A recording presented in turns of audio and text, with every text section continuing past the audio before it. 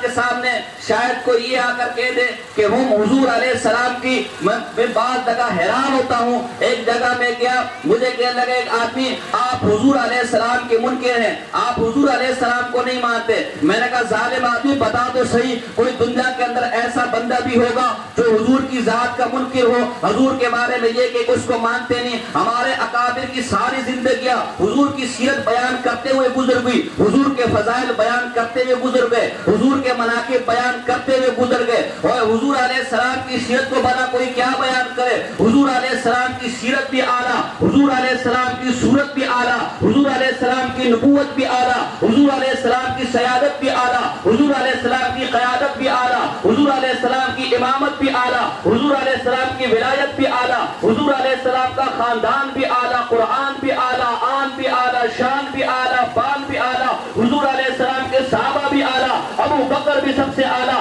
اس کے بعد عمر سب سے اعلیٰ، اس کے بعد علی سب سے اعلیٰ، اس کے بعد عثمان سب سے اعلیٰ، حضور کی ازواج سب سے اعلیٰ، حضور کی بیٹیاں سب سے اعلیٰ، حضور کے نواسے سب سے اعلیٰ، حضور کا مکہ سب سے اعلیٰ، حضور کا مدینہ سب سے اعلیٰ، حضور کا جلسہ سب سے اعلیٰ، حضور کا جلسہ سب سے اعلیٰ، حضور کا چلنا سب سے اعلیٰ، حضور کا بیٹھنا سب سے اعلیٰ، حضور کا بولنا سب سے اعلیٰ، حضور کا قرآن سب سے اعلیٰ. اور ظالم آدمی جن کا ایمان یہ کہ میں اس مختصر نشست کے اندر آپ کے سامنے حضور کی کیا سیرت بیان کروں.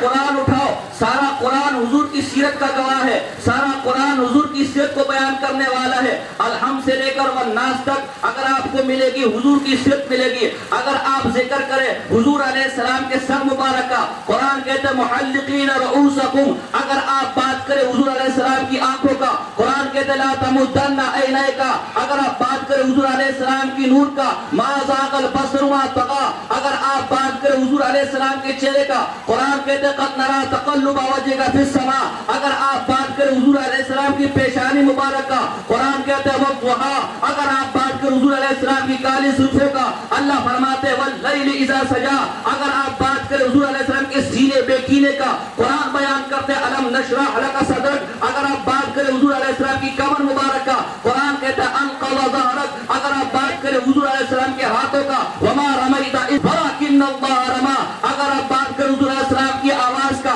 تو صوت النبی کہہ کر حضور قرآن حضور کی آواز کو بیان کرتا ہے. اگر آپ بات کریں حضور کی خاموشی کا ولا تحرک به لسانک کہہ کر قرآن حضور علیہ السلام کی خاموشی کو بیان کرتا ہے. اگر آپ حضور کی فجر کو دیکھیں، قرآن کہتے ہیں والفجر، حضور علیہ السلام کی معراج کو دیکھیں، قرآن بیان کرتے ہیں سبحان الذی اسری بعبدہ. اگر آپ حضور علیہ السلام کے زمانے کو دیکھیں، قرآن کہتے ہیں والعصر، حضور علیہ السلام کی عمر کو دیکھیں، قرآن کہتے ہیں لعمرک. غرض پورا قرآن الحمد سے لے کر والناس تک حضور کی سیرت کو بیان کر رہا ہے، حضور کی ازواج کو وازواج امہاتم کہہ کر پکار رہے، حضور کے صحابہ کو رضی اللہ عنہ ورضوا عنہم کہہ کر پکار رہے، حضور کے ابو بکر کو ثانی اثنین کہہ کر پکار رہے، حضور کے عمر کو، علی کو، عثمان کو، تمام صحابہ کو اشداء والکفار کہہ کر پکار رہے. حضور علیہ السلام کی پوری زندگی کو پورے بیان کر رہا ہے. اور اس مختصر نشست میں ان تمام چیزوں کو بیان کرنا ہم جیسے لوگوں کے